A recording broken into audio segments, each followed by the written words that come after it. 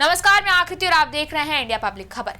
Lucknow double murder और suicide case की जांच में लगातार नए खुलासे हो रहे हैं। पहले दिव्या मिश्रा की बहन प्रज्ञा मिश्रा ने आरोपी मानस बाजपेयी पर कई आरोप लगाए।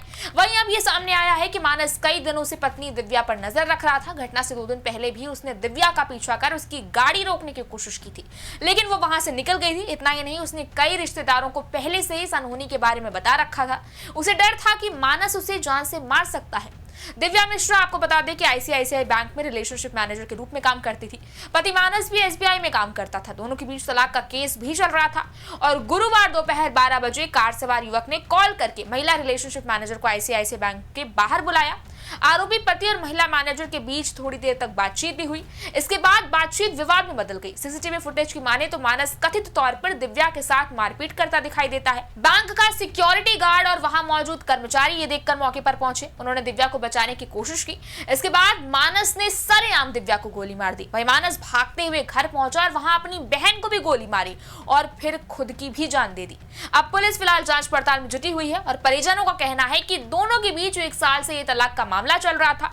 21 अगस्त को इसी मामले में कोर्ट की तारीख थी, यानी कि आज इस मामले में कोर्ट की तारीख थी। लेकिन उससे 1 दिन पहले ही दिव्या की हत्या करके मानस ने खुद को भी गोली मार ली। अब जांच में सामने आया है कि वारदात से पहले मानस दिव्या के ऑफिस आने जाने पर नजर रख रहा था। 2 दिन पहले उसने रास्ते में उसकी गाड़ी रोकने की कोशिश भी की थी। दिव्या वहां से निकल गई थी।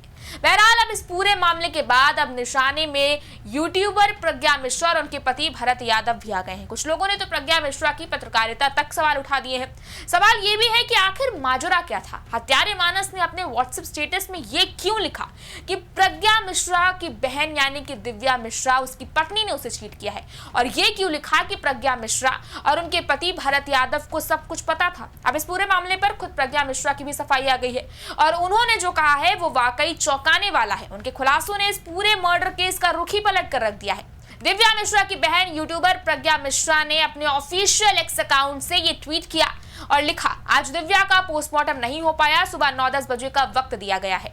मम्मी को अब भी बताने की हिम्मत नहीं जुटा पाई। दिव्या की हालत क्रिटिकल है, ये झूठ बताकर बगल में सुला दिया है। पहली बार लग रहा है कि सच कहना कितना मुश्किल होता है। वो पोस्टमार्टम हाउस के फ्रीजर में है, ये सच मैं नहीं कह पाई। बैंक के सामने हत्या के समय का एक सीसीटीवी मिला है। इसमें बैंक कर्मचारियों की भीड़ भाग रही है और हत्यारा हत्या कर रहा है। बैंक में काम करने वाले हत्यारे के पास 3 रिवॉल्वर कहां से आए? किसने उस तक ये रिवॉल्वर पहुंचाई?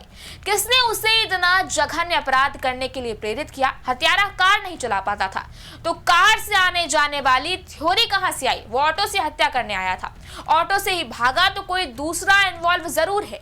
ऑटो वाला कौन था? कोई तो होगा जिसे सबके मर जाने के बाद फायदा हो रहा होगा। पुलिस को खोजना चाहिए। हत्यारे ने मेरा नाम स्टेटस में लिखा है, मुझे सब पता था।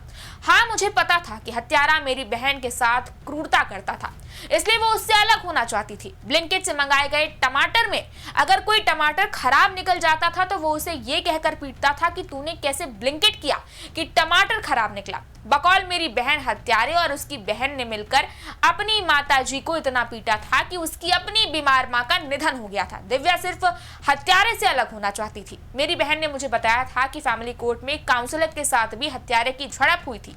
मेरी बहन ने बताया था कि शादी के सुहागरात पर हत्यारे ने घर के खर्चों की एक लिस्ट बनाई थी और आधा खर्च उठाने की शर्त रखी थी, जिसे मेरी बहन ने सहर्ष स्वीकार किया था।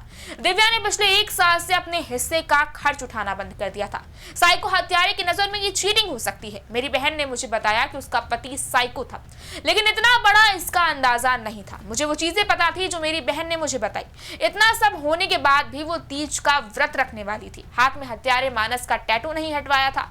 भीतर ही भीतर वो चाहती थी कि सब ठीक हो जाए, साइको सुधर जाए। वहीं कुछ लोगों ने जब इस पूरे मामले को प्रज्ञा मिश्रा की पत्रकारिता से जोड़ दिया तो उस पर नाराजगी जताते हुए भी प्रज्ञा मिश्रा ने एक्स पर ट्वीट कर लिखा है, मीडिया इंडस्ट्री में 2017 के पहले पत्रकारिता करने वाले पत्रकारों में मैं सबसे छोटी हूं। अभी बैठी हूं तो देख रही हूं कि कुछ हमपेशा मेरी बहन की हत्या में राजनीति खोज रहे हैं। 9 वर्षों में मैंने ऐसी पत्रकारिता की है कि जिसकी आलोचना भी करती हूं, उसके सामने खड़े होकर आंख में आंख डालकर बात कर सकती हूं। नजरें नीची करने वाली पत्रकारिता मैंने कभी नहीं की, इसलिए मतभेद रखिए। मतों का अलग अलग होना जरूरी है, मनभेद मत रखिए। आप मुझसे स्नेह करते हो या घृणा। प्रज्ञा मिश्रा ने अपने होशो हवास में कोई अनैतिक कृत्य न कभी किया है, न करेगी। इतना ही नहीं, इस बेहद ही पेचीदा मामले में एक और बड़ा खुलासा किया है दिव्या की बहन प्रज्ञा मिश्रा ने। जहां प्रज्ञा मिश्रा ने यह दावा किया है कि हत्यारे ने पहले भी दिव्या का पीछा किया था। स्ट्रेस की वजह से कुछ दिन पहले उसका एक्सीडेंट हुआ था, उसका हाथ और पैर टूट गया था। 1.5-2 महीने बाद उसने ऑफिस जाना शुरू किया था। वो अब भी लंगड़ा कर ही चलती थी। आज जब घर से निकली थी तो लंगड़ा रही थी। दिव्या ने कितनी प्रताड़ना झेली है उसे जानने वाला हर कोई जानता है। आंखों में आंसू है। वक्त ये बस बातें करने का नहीं है, लेकिन आपको सब बताना जरूरी है। 3 सीसीटीवी फुटेज है। एक में दिव्या घर से जा रही है, दूसरी में लंगड़ाते हुए हत्यारे से लड़ रही है। बहरहाल उत्तर प्रदेश की राजधानी लखनऊ के गोमती नगर में हुआ ये डबल मर्डर और सुसाइड का केस दिन ब दिन पेचीदा होता जा रहा है। कोई ना कोई नया खुलासा ही होता जा रहा है। फिलहाल अब सबकी निगाहें पोस्टमार्टम रिपोर्ट और पुलिस के आगे की जांच पर टिकी हैं। इस बारे में आपकी क्या राय है, आप हमें कमेंट सेक्शन में जरूर बताएं। इस वीडियो को लाइक करें, शेयर करें, चैनल को सब्सक्राइब करें। शुक्रिया।